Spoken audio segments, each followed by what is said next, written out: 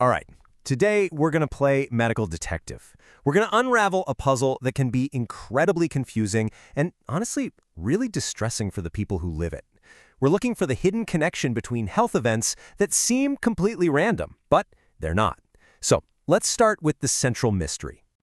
I mean, just think about that for a second. How can two things that are so different, so devastating, losing a pregnancy again and again, and then a blood clot in the brain, how can they possibly be connected? They feel like they're from different worlds, but as we're about to find out, they can actually be two sides of the very same coin. And this connection is way more common than you might think. That number, 15%, that's the percentage of recurrent miscarriages that are linked back to one specific, and this is the most important part, treatable condition.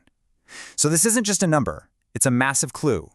What we're really looking at here is a confusing puzzle happening inside the human body.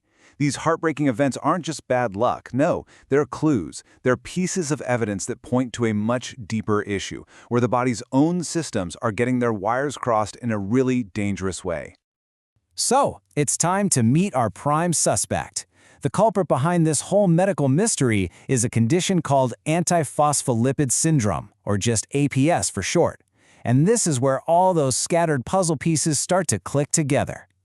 So what exactly is APS? Well, to put it simply, it's an autoimmune condition. Think of your body's defense system like a security team that's supposed to fight off invaders, like bacteria and viruses. But in APS, that security team goes rogue. It starts creating these things called antibodies that, instead of attacking germs, mistakenly attack the outer lining of your own cells. And that mistake kicks off a whole cascade of problems. Now, here's where it gets really weird, and honestly kind of fascinating. This is the central paradox of APS. These rogue antibodies, they're like these little double agents. When you test them in a lab, they actually make it look like blood clots slower. But inside the human body, they do the complete opposite. They create what's called a procoagulant state, which is just a fancy way of saying your blood gets stickier and way more likely to form dangerous clots. This is so important because it means a standard test could actually hide the real danger if a doctor isn't looking for this exact thing. And this tendency to form clots can have just devastating effects during a pregnancy. The antibodies launch like a three-pronged attack. First, they mess with the cells that are trying to build the placenta. Then, they trigger a nasty inflammatory response right where the mother and baby connect. And finally, they cause tiny little blood clots in the crucial vessels that are supposed to be feeding the placenta. So, we've identified our suspect. Now, how do we connect it to the scene of the crime? Well, we do it by following the trail of clinical clues it leaves behind in the body. These are the classic calling cards of APS, the big red flags. The most significant one is vascular thrombosis. That's the medical term for a blood clot. This can happen in an artery, which might cause a stroke, or in a vein, like a deep vein thrombosis, or DVT, in your leg. And then, of course, you have the heartbreaking obstetric issues we've talked about, from recurrent miscarriage to pre-eclampsia and poor fetal growth. But, like any good mystery, the evidence isn't always so obvious. Sometimes the condition leaves other, more subtle clues. Things like a specific lacy, net-like pattern on the skin, problems with heart valves, kidney issues, or even just the low platelet count on a blood test. All of these can be part of that bigger APS picture.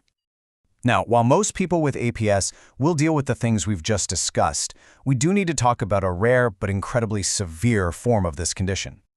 Only about 1% of people with APS will ever experience this. It's called catastrophic antiphospholipid syndrome. And it's basically a rapid, widespread clotting storm that hits multiple organs all at once. And the reason it's called catastrophic, well, this number says it all. The mortality rate is a staggering 50%. It is a true medical emergency. Clots just start forming in small vessels all over the body, shutting down organs. And it's often triggered by some major stressor, like a big surgery or a bad infection. Okay, so we have the suspect, we have the evidence. So how do we move to an indictment? How do we build a definitive diagnosis and finally crack this case? A diagnosis really hinges on finding the fingerprints of those rogue antibodies in the blood, and there are three main lab tests that are designed to do just that: the anti-cardiolipin antibody test, the lupus anticoagulant test, and the anti-B2 glycoprotein 1 antibody test. But here's a really crucial point.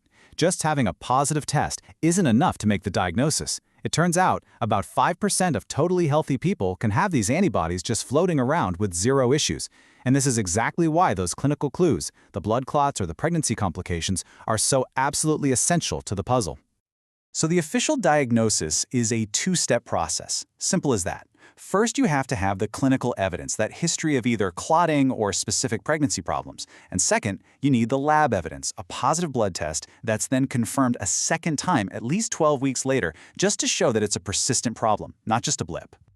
And this brings us to the most important part of the entire story, because cracking this case means we can actually do something about it. A diagnosis isn't an ending. It's the beginning of a plan for a much healthier future. APS is treatable. The management plan is all about preventing those dangerous clots with blood thinners, but the strategy is totally tailored to the patient's story. So, for someone with a history of pregnancy loss, a combination of heparin and low-dose aspirin during pregnancy can help protect the placenta. But for someone who's had a major clot, like a stroke, they're going to need a stronger, long-term medication like warfarin, though that gets switched to heparin if they become pregnant. And this is a really vital safety net. That period right after giving birth, that is when the risk of a blood clot is at its absolute peak. Because of this, UK guidelines strongly recommend that all women who have these antibodies should be considered for preventative blood thinners during that high-risk postnatal window. It's a critical step. You know, unraveling antiphospholipid syndrome is such a powerful reminder that our own bodies can create these incredibly complex puzzles. But we can solve them. We can turn confusion and heartbreak into a clear diagnosis and a hopeful plan for the future. And really, the biggest question it leaves us with is this: what other medical mysteries are we just one clue away from cracking?